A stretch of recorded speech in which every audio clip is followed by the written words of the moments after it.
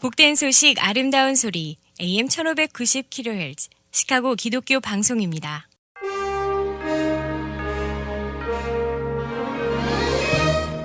여러분 안녕하십니까? 1월 27일 수요일 KCBS 헤드라인 뉴스입니다. 기독교계 소식입니다. 브라질 변종 바이러스가 미국에서 발견되었습니다. 영국과 남아프리카에서 발견된 전염성이 높은 변종 이외에 또 다른 브라질 바이러스 변종이 최근 브라질을 여행하고 돌아온 미네소타 환자에게서 발견됐습니다. 한편 모더나는 자사의 코비드-19 백신이 영국과 남아프리카에서 발견된 두 가지 새로운 변종으로부터 보호할 것으로 예상한다고 월요일 발표했습니다. 많은 신학교가 MDB 학위 과정을 온라인으로 바꾸고 있습니다.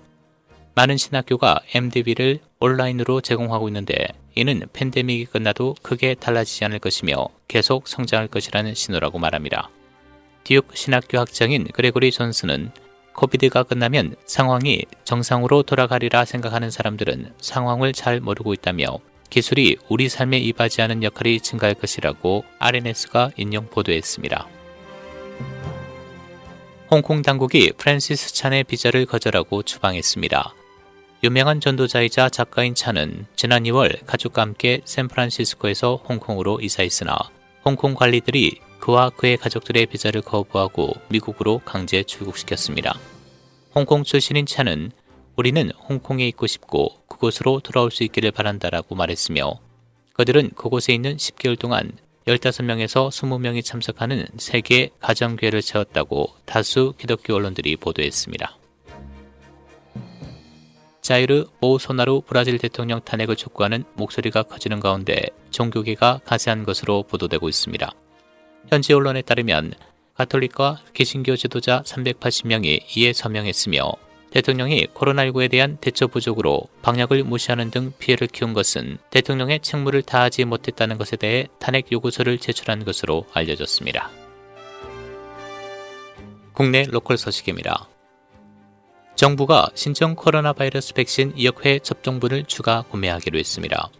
언론은 현재 정부가 긴급 사용이 허가된 화이자 모더나 코로나19 백신 2억 회분을 추가 확보할 방침이라고 보도했습니다. 2억 회분을 추가 확보하면 미국에 보유한 분량은 6억 회분으로 늘어납니다.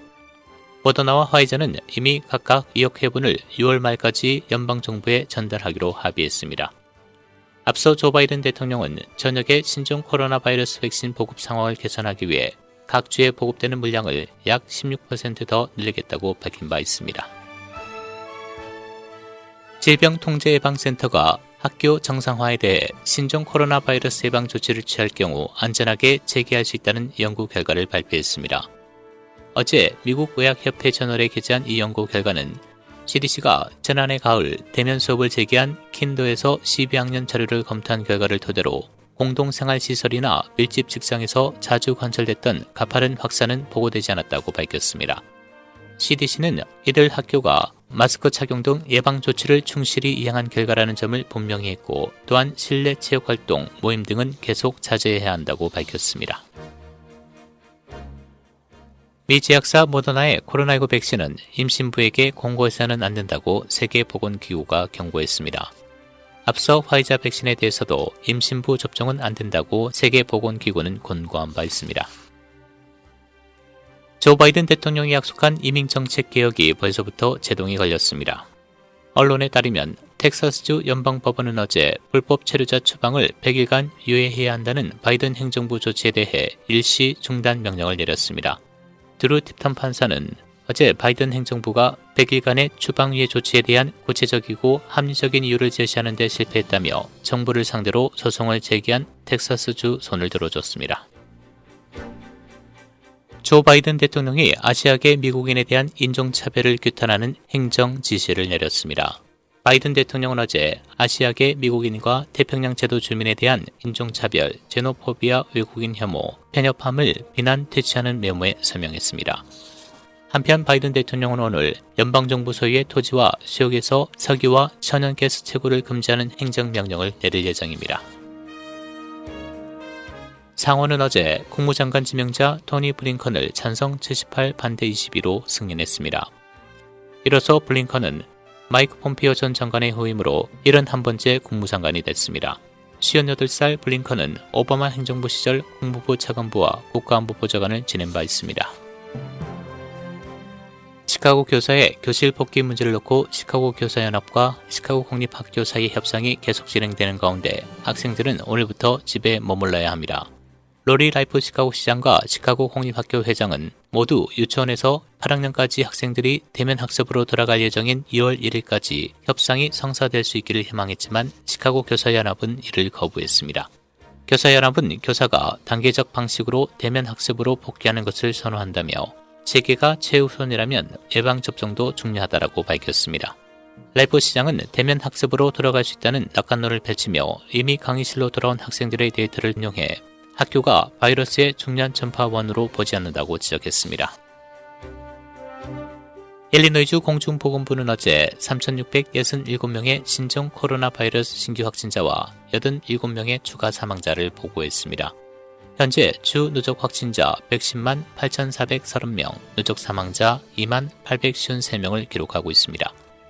1월 19일부터 25일까지 7일간 주 전체 테스트 양성률은 4.6%로 나타났습니다. 한편 일리노이주 백신 보급 원비 단계에 진입한 가운데 현재 사설 약국 예약 접수가 가능한 장소로 월그린 월마트 그리고 조엘 오스코 약국에서 현재 백신을 확보해 예약을 받고 있지만 CVS는 아직 예약을 받지 못하고 있습니다. 예약 접수 시 메디케이드 정보가 필요하며 무보험자는 주에서 발행한 아이디를 지참해야 합니다. 듀페이지와 케인 카운티를 포함하는 지역 8과 레이크와 맥케니 카운티를 포함하는 지역 9이 어제 티어 1에 진입함에 따라 제한된 실내 식사, 모임 등이 가능하게 됐습니다. 주 보건당국은 어제 시카고 서버브 두 지역이 이제 티어 1 완화 조치로 이동한다고 발표했습니다. 날씨입니다. 오늘 윈터웨더 주의보가 발령된 가운데 흐린 추운 날씨 보이겠습니다. 오늘 낮 최고 28도, 밤 최저 8도. 내일 대체로 맑은 추운 날씨 보이겠습니다. 내일 낮 최고 25도, 밤 최저 7도입니다. 지금까지 KCBS 뉴스 박상준이었습니다.